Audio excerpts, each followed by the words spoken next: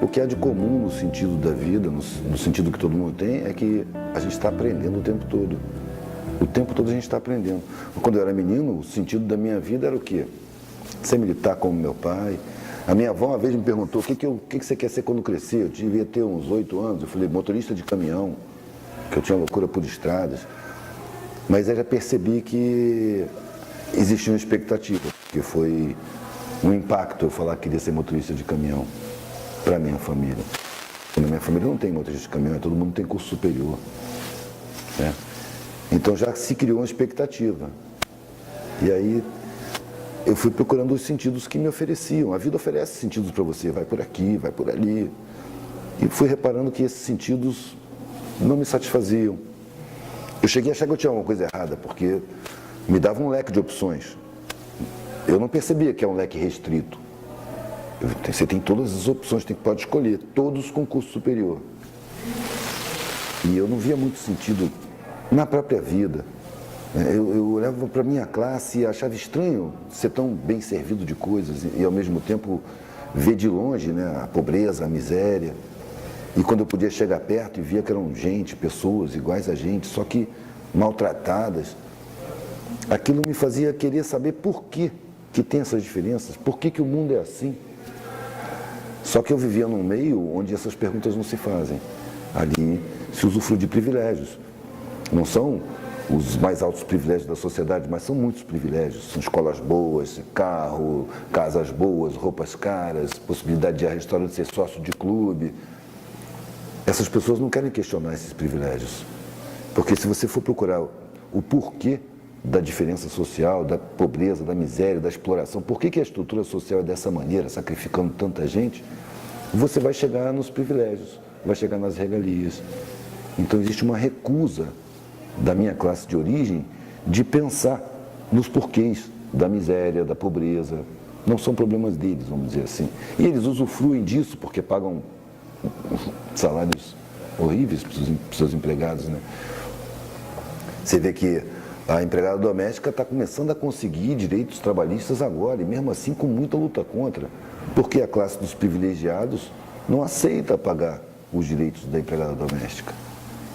Às vezes são convencidos de uma superioridade. A mim tentaram passar essa superioridade. Eu vivi dentro desse sentimento de superioridade social durante muito tempo, mas eu sempre tive um constrangimento. E esse constrangimento anulava os sentidos que me davam, porque todos os sentidos que me ofereciam era continuar usufruindo da pobreza, continuar tendo empregados, continuar me servindo dos salários mal pagos. Porque é isso que acontece. As pessoas mais abonadas, elas se servem de pessoas sacrificadas, que recebem salários insuficientes que elas mesmas jamais aceitariam. Essa é uma condição de sinceridade na análise, quando você analisa a sociedade. Mas as pessoas que têm privilégios não pensam que têm privilégios, elas pensam que têm direitos adquiridos. E não dá para você mostrar que os privilégios que elas têm são a causa da existência da miséria. Não só esses privilégios, mas os enormes privilégios de uma classe muito menor, que controla os políticos, a política. E eu fui buscando o sentido, tentei me enquadrar de todas as maneiras, eu tentei ser militar, fui militar, fiz concurso, entrei. E percebi que ali não era o meu lugar. Ali era muito triste. Na verdade, você tinha que abrir mão da sua consciência e cumprir ordens cegamente.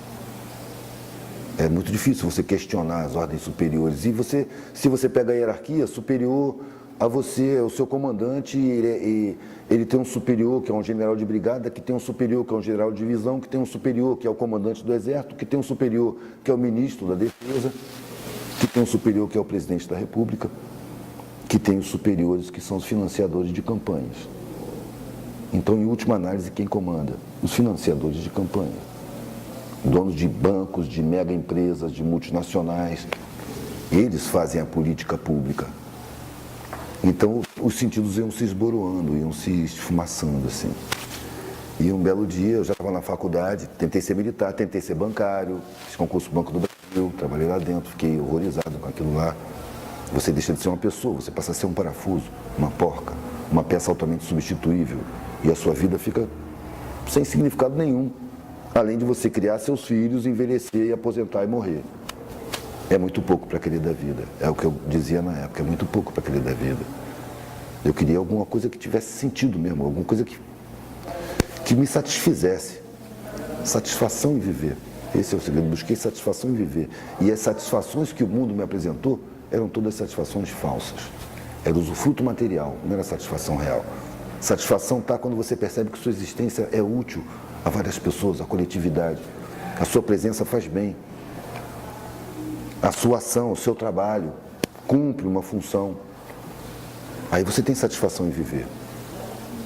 Mas a satisfação que a publicidade apresenta, no massacre publicitário criminoso, é só satisfação de ânsias materiais, que nunca satisfazem. O cara quer um consumo material, ele vai lá, quando ele luta, quando ele consegue, já não satisfaz mais. Em pouco tempo ele está enfastiado daquilo, já precisa de uma outra satisfação material. E vai de ilusão em ilusão, até quando chega a velhice, chega. E ele começa a não ter mais tanta satisfação material assim no usufruto. E ele começa a perder funções e começa a ser obrigado a refletir na vida que ele viveu. Aí, eu acho que é o momento mais doloroso, quando você percebe que você viveu uma vida sem sentido. Que o sentido que você deu à sua vida é falso. Não satisfaz. Está ficando velho, está acabando a vida, e agora? Muitas vezes você até atropela os afetos para poder ter essas satisfações. Para você crescer, fazer uma empresa, deixa os filhos de lado. Deixa os afetos de lado. Se torna competitivo, isso é uma indução. Me apresentaram um mundo que é uma arena competitiva, onde todo mundo é inimigo de todo mundo. E eu não acreditei nisso. Eu fui atleta quando era moleque, até o exército eu fui atleta. E participei de muitas competições, ganhei muitas competições. E no decorrer dessas competições eu comecei a perceber que a tristeza do derrotado me afetava. Estragava a minha vitória. A minha alegria em ter ganhado se estragava ao ver a tristeza que minha vitória tinha causado, às vezes em mais de um.